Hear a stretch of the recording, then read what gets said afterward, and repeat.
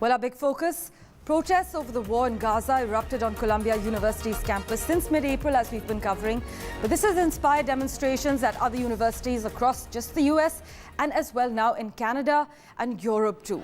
We've seen scenes playing out across France and Italy, but this escalation has come in the face of intense crackdowns that actually involve local law enforcement and university orders to shut down encampments, often without considering students' central demand that their schools divest any investments in Israel. The University of California in Los Angeles has now cancelled classes after groups of protesters clashed overnight after pro-Israel demonstrators tried to pull down barricades surrounding a pro-Palestinian encampment. In fact, police burst into a building occupied by anti-war protesters at Columbia University in New York as well. That's the latest we can share with you from the United States. We're here to discuss the little Gazas that have risen up on campuses across America and the liberal college administrators and politicians who refuse to restore law and order and to protect other students. These little Gazas are disgusting cesspools of anti-Semitic hate, full of pro-Hamas sympathizers, fanatics, and freaks. When will the president himself, not his mouthpieces, condemn these hate-filled little Gazas? President Biden needs to denounce Hamas's campus sympathizers without equivocating about Israelis fighting a righteous war of survival. Americans have the right to peacefully protest. They have the right to peacefully protest as long as it's within the law and that it's peaceful. Forcibly taking over a building is not peaceful. It's just not. Students have the right to feel safe. They have the right to learn. They have the right to do this without disruption.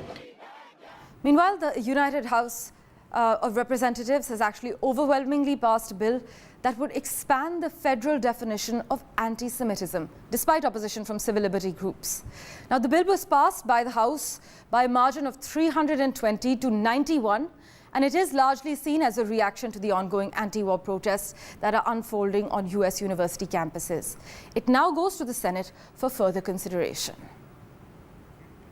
Meanwhile, in other news from the US, former US President Donald Trump has said that he asked his Secret Service detail to take him to the Capitol after his speech at the Ellipse on January 6, 2021, acknowledging a key detail of his actions that were central to the findings of the House committee that established to investigate the attack. Now, during a campaign rally, Donald Trump brought up a sensational but disputed element of testimony given to the House on the Jan 6th committee by a Trump White House aide that Mr. Trump had lunged for the wheel and physically struggled with Secret Service agents when they refused to take him to join that large crowd of supporters who were marching towards the Capitol back in 2021 in January. President Biden's campaign immediately highlighted that Donald Trump's comments they amplified that the former president had actually intended to participate in what would have become an attack by his supporters on the Capitol in an effort to overturn Joe Biden's victory back in the 2020 election. In crucial news, the Arizona Senate has voted to repeal the state's 1864 ban on abortion, which could have otherwise have taken effect within weeks. The Arizona Senate has voted to repeal the state's Civil War-era abortion ban, with 2 Republicans crossing party lines to overturn the measure. Now, it is a rare example of lawmakers responding to mounting public outrage over near-total abortion bans since Roe v. Wade was overturned nearly 2 years ago. The bill now goes to Democratic Governor Katie Hobbs, who said she'll sign it into law. But abortion access in Arizona has been in the flux since last month when the state Supreme Court ruled that an abortion ban from 1864, before Arizona was a state and decades before women were allowed to vote, could go into effect later this summer. Now, the 160-year-old measure only makes an exception for saving the life of the pregnant person and makes it a felony to perform or help someone obtain an abortion. Switching tracks. More news organizations, including the New York Daily News, Chicago Tribune, the Orlando Sentinel, the San Jose Mercury News, and 4 others in the US are suing OpenAI and Microsoft for alleged copyright infringement. These publications claim that both OpenAI and Microsoft trained on their articles without compensation or permission. The plaintiffs included, as evidence, several excerpts from conversations with both ChatGPT and Copilot, showing that both chatbots reproduced lengthy excerpts of specific articles on command, indicating that their training data sets included the text of those articles. My colleague Vishal Vivek has further details for us. 8 US newspapers have sued OpenAI and Microsoft for copyright infringement. New York Daily News and Chicago Tribune are among the newspapers that have accused the companies of misusing reporters' work to train their generative artificial intelligence systems. The media organizations allege that millions of articles have been unlawfully copied by the companies to train AI products, including Microsoft's Copilot and OpenAI's ChatGPT. An executive editor for the Media News Group and Tribune Publishing was quoted as saying that Microsoft and OpenAI can't be allowed to expand big tech playbook of stealing to build their own businesses. OpenAI has said that the company takes great care in its products and design process to support news organizations. The newspapers suing Microsoft and ChatGPT maker OpenAI have asked the court for unspecified monetary damages. They have also asked the court for an order blocking any further infringement. This is not the first time OpenAI has found itself in copyright infringement soup. The company was sued by the New York Times in December last year over use of its content to train generative AI. In September, a group of authors, including celebrated writer George R.R. Martin, filed a lawsuit accusing the company of systematic stealing on a mass scale. With trouble brewing over use of published materials to train ChatGPT, OpenAI announced partnerships last year seeking to address the concerns. It remains to be seen how effective those partnerships have been. Well, also on the World 24/7, we have a special guest joining us. He has been called the Nostradamus of US presidential elections. Alan Lichtman, who is a history professor, has been teaching at the American University in Washington for half a century and has correctly predicted the result of 9 of the past 10, and even the one that got away in 2000, he insists, was stolen from Al Gore. But now he is gearing up for perhaps his greatest challenge: Joe Biden versus Donald Trump, second time. He developed his now famous 13 keys to the White House, a method for predicting presidential election results that every 4 years tantalizes the media, intrigues political operatives, and provokes sniping from pollsters as well. Mr. Lichtman says the 2024 race is too early to call, but that a lot would have to go wrong for one candidate to lose. He joins us on the World 24/7. Thank you for making time for us, Mr. Lichtman. The burning political question: who do you think has the edge in the 2024 US presidential elections? The polls don't look great for Joe Biden as we speak. I haven't made a final prediction yet, but I do have a model, the 13 keys to the White House, which have been correct since 1984, 10 elections in a row. And the way it works is if 6 or more of the 13 keys go against the White House party, they are predicted losers. Fewer than 6, they are predicted winners. And right now, a lot would have to go wrong for Joe Biden to lose this election. He is at the moment down only 2 keys, and there are 4 keys that are shaky: third party, social unrest, and foreign policy success and failure. All 4 of those keys would have to fall against the White House party to predict their defeat. So what are the 2 keys that have already fallen for Joe Biden? It's based on my system, not on the polls. My system taps into the underlying structure of elections, which are votes up or down on the strength and performance of the White House party. And the reasons that I think Biden has the edge, although I've made no final prediction, is as the incumbent president, he automatically wins 2 of my keys: incumbency and party contest, because he's not contested for the nomination. That means 6 keys would have to fall to predict his defeat. If he didn't run, as some pundits have argued, incorrectly, it would be a much more dire situation for the Democrats. They would lose two keys off the top, incumbency and contest. That would mean only four more keys would have to fall to predict their defeat. So you think Joe Biden is still the man to beat in 2024, but does Biden have an advantage despite many polls that show him trailing Donald Trump? Let me comment on the polls. Early polls have zero predictive value. And moreover, polls are not predictors at all. They are momentary snapshots. You know, they say if the election were held today, this is where the candidates stand. But the election isn't held today. So polls are not of any value for prediction. And early polls often lead you astray, as we saw in 2016 when I predicted Donald Trump's victory contrary to the polls, or in 1988 when George H.W. Bush, as late as May and June of the election year, was 17 points behind his opponent Mike Dukakis and went on to win handily, almost a 25-point swing. That's why I tell everyone, forget the polls, forget the pundits, keep your eye on the big picture as gauged by the keys. And as I've said, Biden is only down two keys right now, and all four shaky keys would have to fall against him to predict his defeat. That could happen, and that's why I haven't made a final prediction yet. But American voters don't seem to be particularly happy with their choices. In fact, both Biden and Trump seem to be unpopular with voters. Has this ever happened before? Absolutely.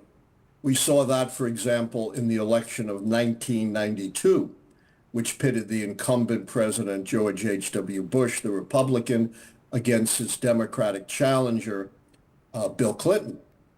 And those two candidates were so unpopular that for the first and still only time in American history, a third party or independent candidate actually beat both of them in the polls. And that was Ross Perot.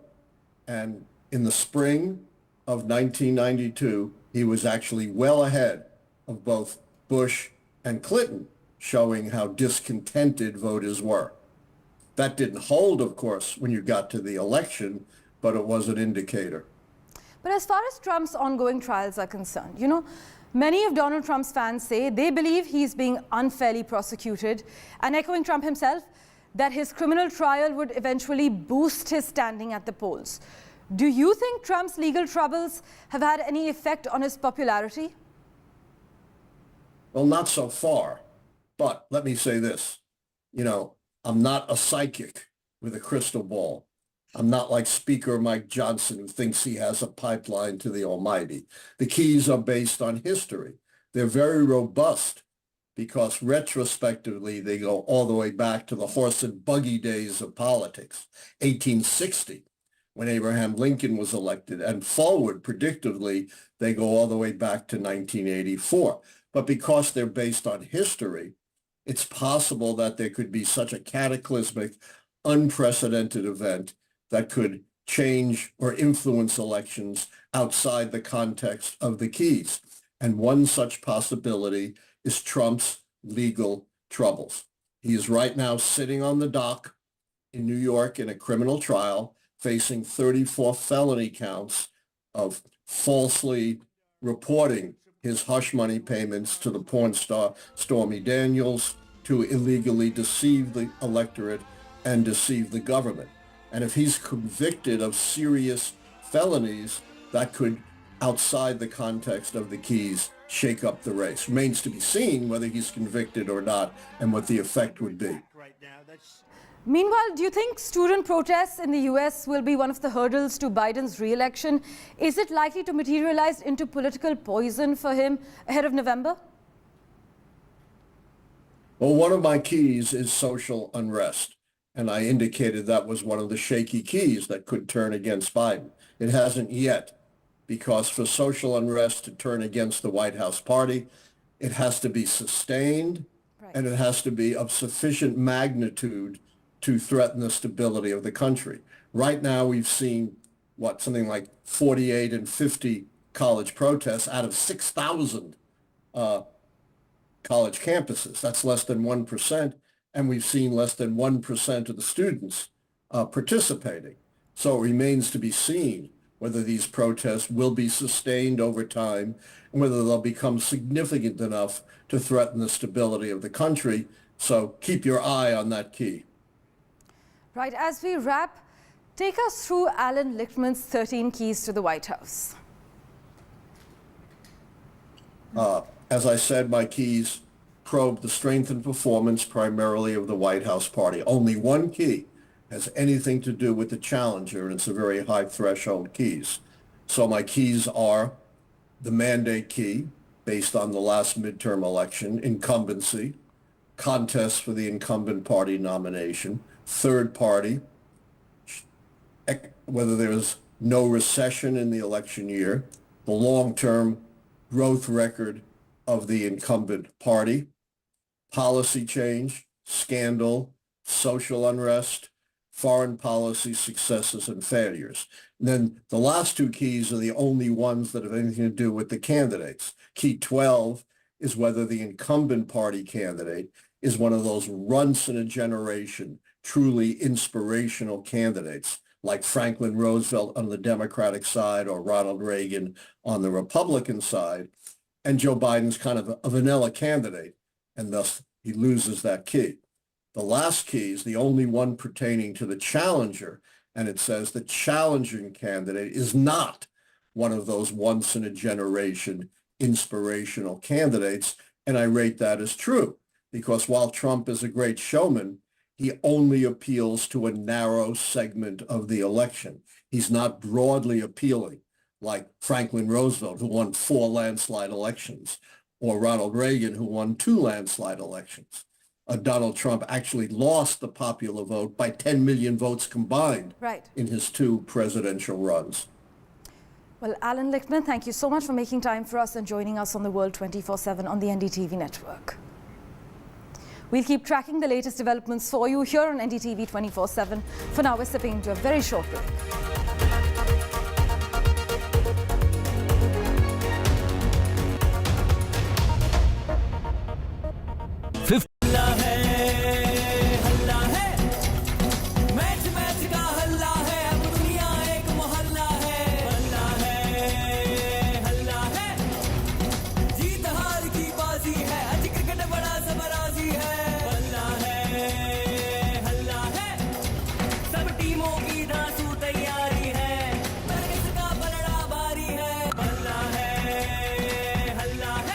IPL का हल्ला बल्ला और सबसे शानदार coverage सिर्फ NDTV पर।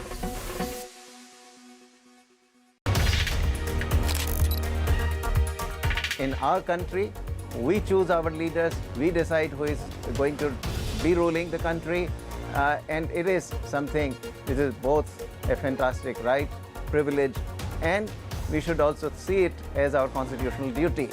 So this election, I am going to be there, and I hope you all will join me in casting your vote too.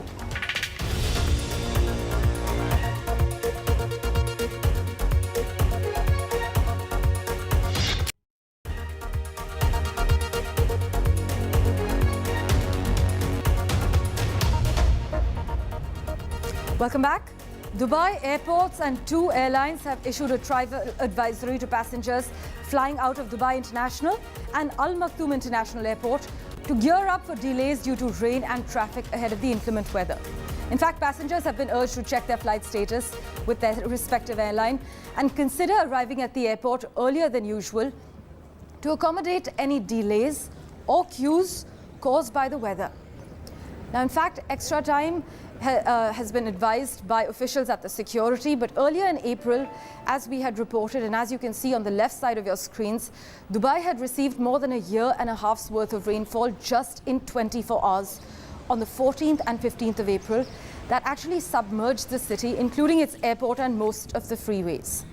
4 people, unfortunately, also lost their lives because of the flooding in Dubai. Their weather office recorded 254 mm of rainfall, the highest in 75 years, when the records actually began by the National Center of Meteorology at UAE. There was also heavy rainfall reported in Bahrain and parts of Saudi Arabia mid-April, and now Dubai airports and 2 airlines have issued a travel advisory to passengers flying out of Dubai International Airport as well as Al Maktoum International Airport.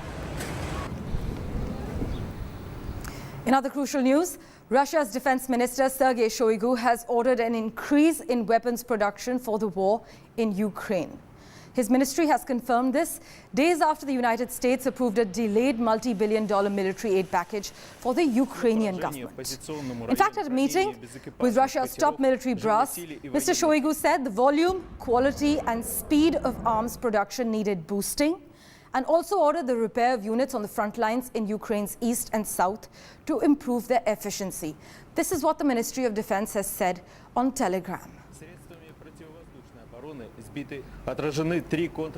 In other news, Southeast Asia is enduring a brutal record-setting heat wave.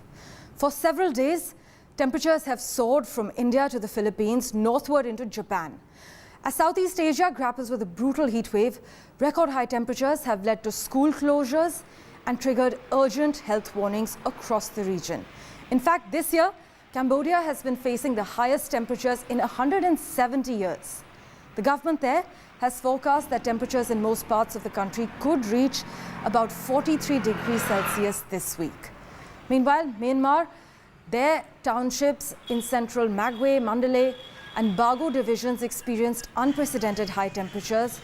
If we talk about northern Thailand, temperatures have topped 44 degrees Celsius in some areas, while the capital Bangkok and other metropolitan areas have witnessed temperatures above 40 degrees Celsius. And finally, to a celebrated first-generation Indian American who is a vegan chef and a Food Network champion, Priyanka Nayak's path took her from pre-med and economics to a career in media and tech, including several years as an executive at X, before launching a full-time journey into the culinary world, emerging as a chef, merging Eastern traditions with Western culinary techniques. She spoke to NDTV. Listen in. Not many can claim to have built a 6-figure business after being laid off from their corporate job. Priyanka Nayak has achieved exactly that.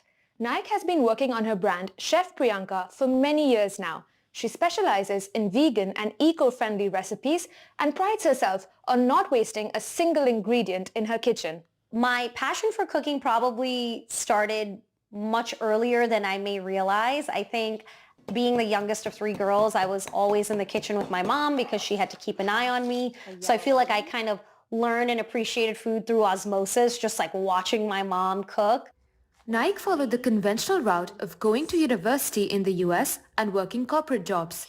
But she always cooked alongside her professional career. Right when she was planning on leaving X, formerly known as Twitter, they let her go. She knew there was no better time than then to become a full-time chef.